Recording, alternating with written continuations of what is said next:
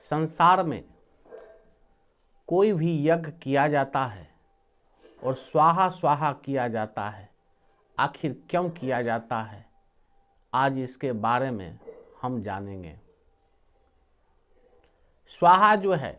अग्निदेव की पत्नी है। पौराणिक कथा के अनुसार एक बार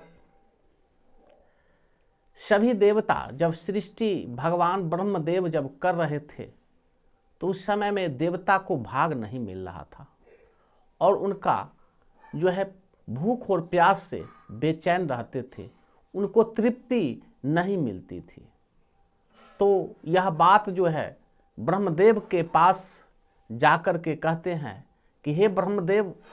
आप सृष्टि का निर्माण कर रहे हैं लेकिन हम लोगों को भूख और प्यास से तड़प रहे हैं, हमको कोई भाग नहीं मिल रहा है, हमको कोई भोजन नहीं मिल रहा है, इसलिए हमारा कोई उपाय करें, हमारे बारे में भी आप सोचें।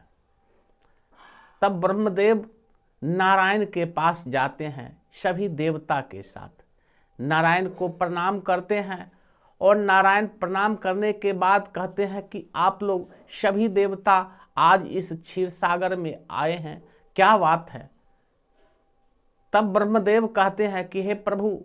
हम सृष्टि का निर्माण तो कर रहे हैं लेकिन देवता सब भूख और प्यास से तृप्त नहीं हो रहे हैं, इनको भाग नहीं मिल रहा है, कोई उपाय कीजिए।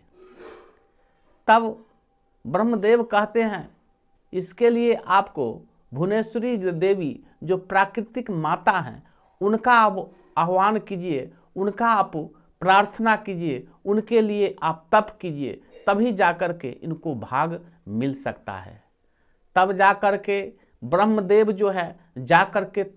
भुवनेश्वरी देवी का तपस्या करते हैं और तपस्या करने के बाद भुवनेश्वरी देवी प्रकट हो जाती है और कहते हैं हे ब्रह्मदेव, आपने हमारा बहुत ही तपस्या किया, इसलिए कोई वर मांग लीजिए। तब ब्रह्मदेव कहते हैं कि हे माता, आप तो जगत की माँ हो, प्राकृतिक माँ हो, इसलिए हमको यह वरदान दीजिए कि सभी देवता भूख और प्यास से हमेशा व्याकुल रहते हैं, कोई उपाय कीजिए। तब भुवनेश्वरी देवी कहती है कि हमें एक अंश से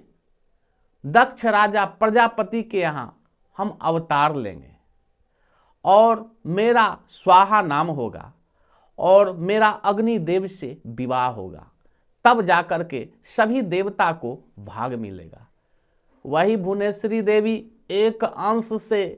दक्ष राजा प्रजापति के यहाँ अवतार लेते हैं और लेने के बाद सभी देवता अग्नि के साथ उनका विवाह कर देते हैं। विवाह करने के बाद आप सभी जानते हैं कोई भी यज्ञ में अगर यज्ञ होता है और हवन किया जाता है तो स्वाहा स्वाहा बोला जाता है। वही स्वाहा स्वाहा कोई और नहीं है, शक्ति है, वही भुवनेश्वरी देवी का एक अंश है, जिसके कारण कोई भी देवता को अगर भाग दिया जाता है तो भाग देने के बाद जब तक स्वाहा स्वाहा नहीं बोला जाता है तब तक देवता को भाग नहीं मिलता है। तो भाग देने के बाद ही सभी देवता को तृप्ति होता है।